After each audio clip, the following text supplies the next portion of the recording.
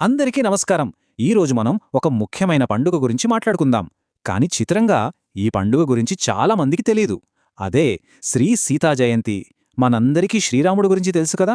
కాని లోకమాత సీతాదేవి పుట్టినరోజు వేడుక వెనుకున్న అసలు కథేంటి, దాని ప్రాముఖ్యత ఏంటి, ఈ పండుగ మన జీవితాలని ఎలా మార్చగలదో ఓసారి చూద్దాం. శ్రీరామనవమి అనగానే మనకి ఎంత సందడి గుర్తొస్తుంది. చాలా భక్తిశ్రద్ధలతో, కొన్ని చోట్లయితే ఏకంగా 10 రోజుల పాటు ఎంత ఘనంగా జరుపుకుంటాం. కాని అదే లోకమాత సీతాదేవి జయంతి సంగతేంటి? అసలా పండగుందని ఎంతమందికి తెలుసు? ఎందుకిలా, ఎందుకని ఈ పండుగ వెనకబడిపోయింది? ఈరోజు మనం ఈ ప్రశ్నలకి సమాధానాలు వెతుకుదాం.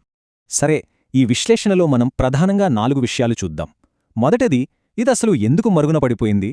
రెండవది, అసలు లోకమాత ప్రాముఖ్యత ఏంటి. మూడవది, ఈ పూజ ఎలా చెయ్యాలి. ఇక నాలుగవది, ఈ పూజ చేస్తే వచ్చే ఆశీస్సులు అంటే ఫలితాలు ఏంటి. మొదటి అంశం, మరచిపోయిన పండుగ. అసలు ఈ పండుగను మనం ఎందుకు మరచిపోయాం? దీని వెనుక కారణాలేంటి?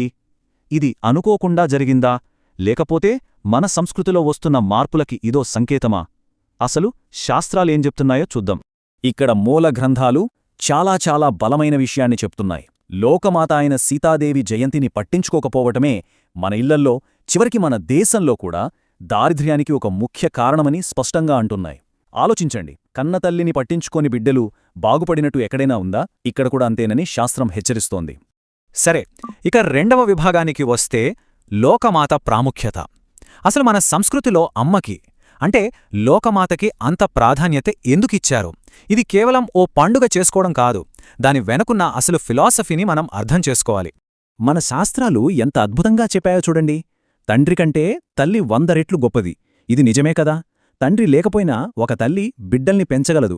కాని తల్లి లేకపోతే తండ్రి బిడ్డల్ని పెంచడానికి ఎన్ని కష్టాలు పడతాడో మనకు తెలుసు. ఇదే సూత్రం సీతాదేవికి కూడా వర్తిస్తుంది. ఆమె కేవలం శ్రీరాముడి భార్య కాదు, ఆమె జగత్తుకే తల్లి, లోకమాత. దీనికి రామాయణం నుంచే ఓ మంచి ఉదాహరణ ఉంది. సీతాదేవిని అవమానించిన శూర్పణఖ, రావణుడు ఏమయ్యారు?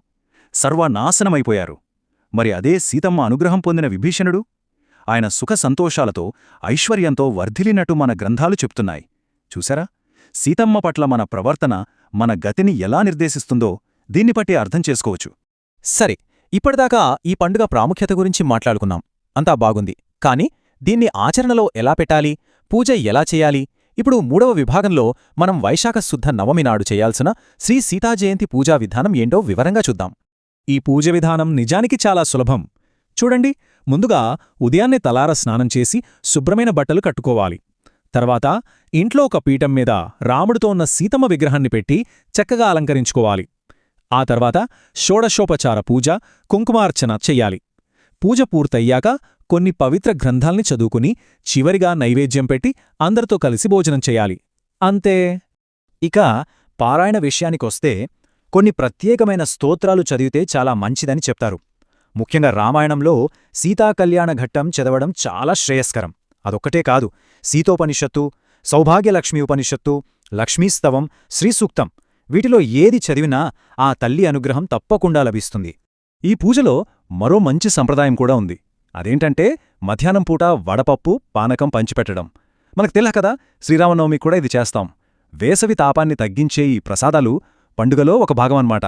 అంతేకాదు, ఇలా పంచుకోవడం ద్వారా అందరితో ఆనందాన్ని పంచుకోవడం కూడా దీని వెనుకున్న ఉద్దేశ్యం. ఇప్పుడు మనం చివరి విభాగానికొచ్చాం. బహుశా అందరూ ఎదురుచూసేది దీనికోసమే. ఇంత భక్తిశ్రద్ధలతో ఈ వ్రతం చేస్తే అసలు మనకు ఏమి లభిస్తుంది? ఆ దివ్యమైన ఆశీస్సులు ఏంటి? ప్రతి పూజకి ఒక ఫలముంటుంది కదా, మరి ఈ వ్రతఫలమేంటో చూసేద్దాం. శాస్త్రాలేం చెప్తున్నాయంటే ఈ వ్రతం చేయడం వల్ల ఎన్నో అద్భుతమైన ప్రయోజనాలున్నాయట. మొదటిది, తెలియక చేసిన పాపాలన్నీ తొలగిపోతాయి. రెండవది, సౌభాగ్యం అంటే పెళ్లైన వాళ్లకి వైవాహిక జీవితం ఆనందంగా ఉంటుంది. అంతేకాదు, ఇంట్లో ధనధాన్యాలకి లోటుండదు. ఇక సంతానం లేనివారికి సంతానప్రాప్తి కలుగుతుంది. వీటన్నిటికన్నా ముఖ్యంగా సాక్షాత్తు శ్రీరాముడి అనుగ్రహం లభిస్తుంది. ఇంతకన్నా ఏం కావాలి? సరే, మరి ఈ వ్రతాన్ని ఎవరు చెయ్యాలి? కేవలం పెళ్లైన స్త్రీలేనా? అస్సలు కాదు, ఎవరైనా చెయ్యొచ్చు. ముఖ్యంగా తమ వైవాహిక జీవితం సంతోషంగా కలకాలం ఉండాలని కోరుకునేవాళ్లు, అలాగే వచ్చే జన్మల్లో కూడా సౌభాగ్యం కావాలనుకునే ప్రతి ఒక్కరూ ఈ వ్రతాన్ని భక్తితో చేసుకోవచ్చు. ఇది అందరి మంచి కోసమే ఉద్దేశించబడింది. చివరిగా ఒక ప్రశ్నతో ఈ విశ్లేషణను ముగిద్దాం.